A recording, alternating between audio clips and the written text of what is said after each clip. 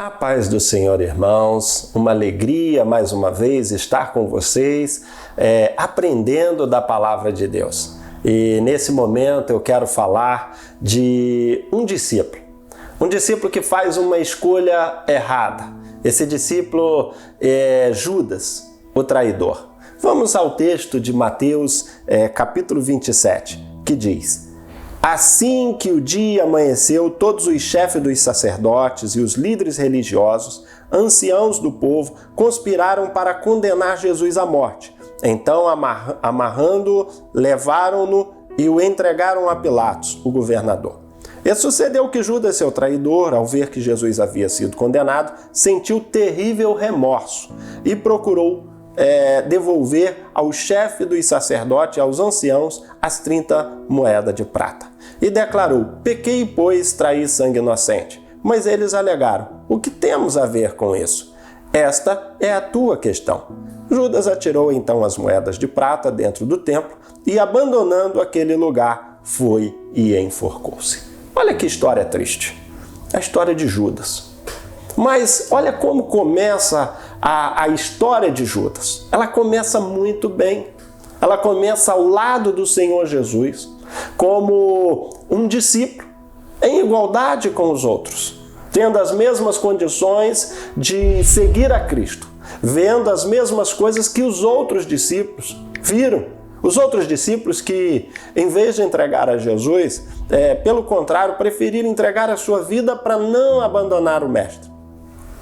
Judas, ele não observou essas coisas. Por isso nós precisamos atentar para algo na nossa vida. O que nós estamos vendo? O que estamos vendo nesse mundo? O que estamos ouvindo nesse mundo? Talvez o nosso olhar, o nosso foco esteja errado.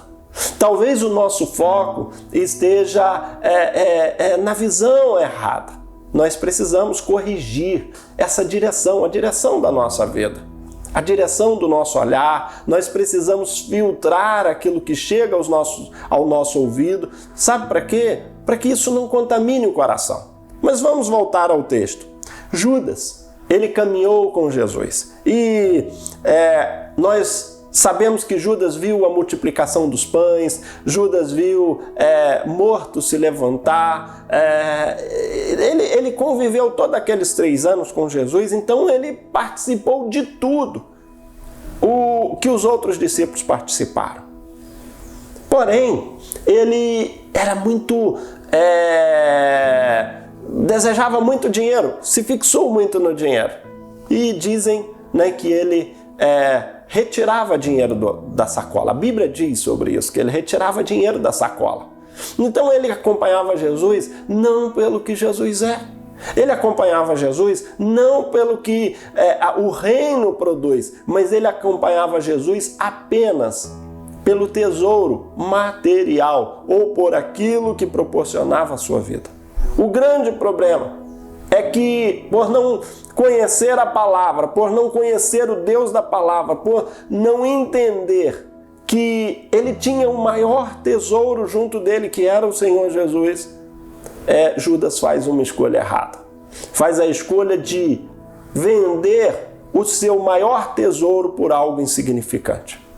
E ele vai então até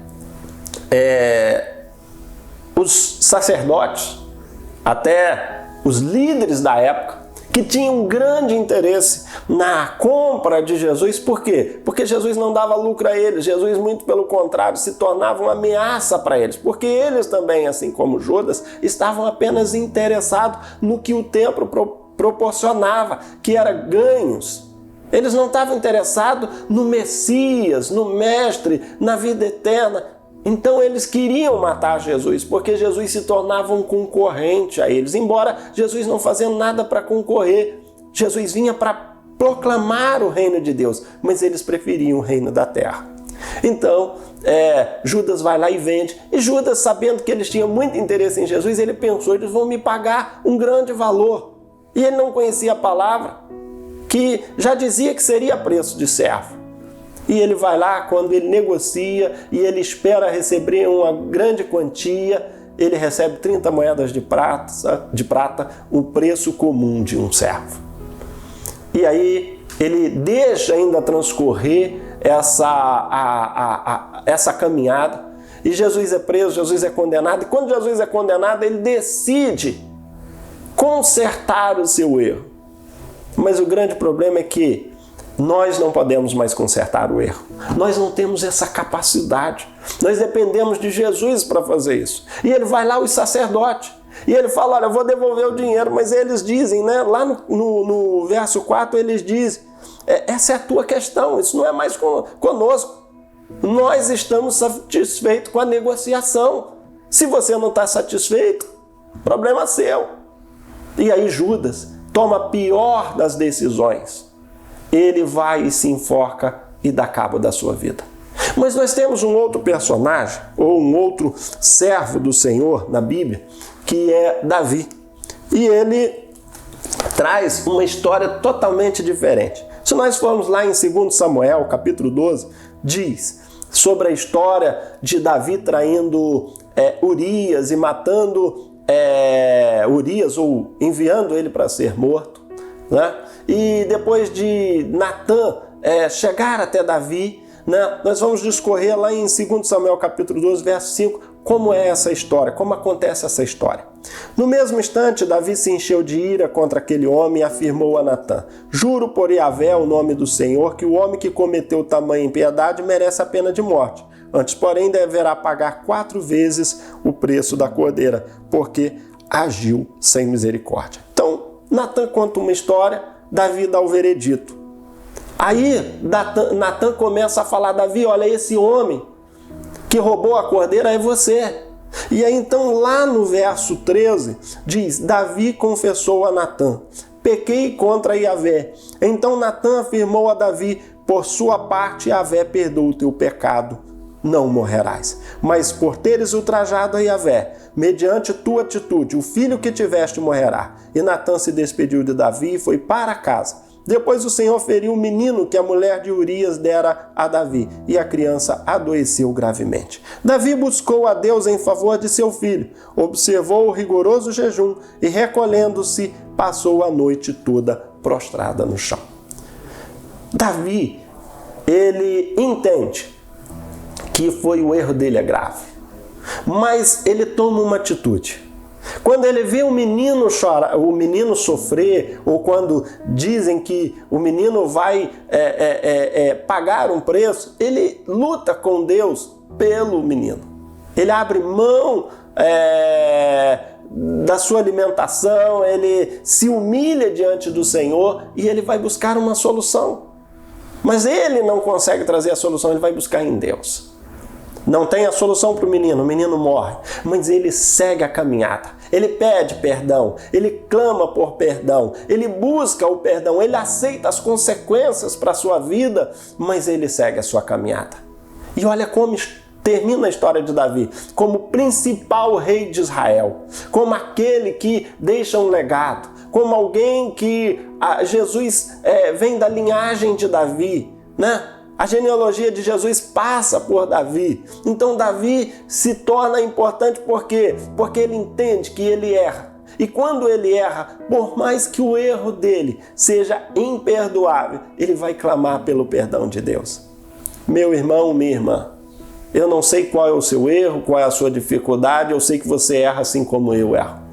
Mas não vamos parar no nosso erro. Não vamos dar cabo da nossa vida quando erramos. Mas vamos fazer o seguinte, vamos nos colocar em humildade diante do Senhor. Não vamos tentar resolver o erro da nossa forma, como fez Judas. Olha, errou, então vou desfazer o negócio.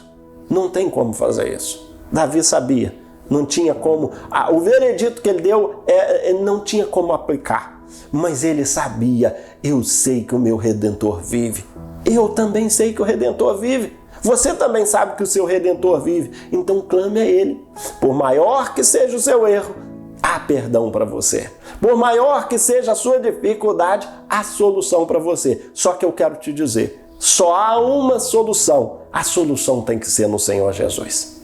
Que Ele venha abrir a sua mente para isso e que você não venha abrir mão do sacrifício de Jesus e você venha buscar nele a solução para a sua vida.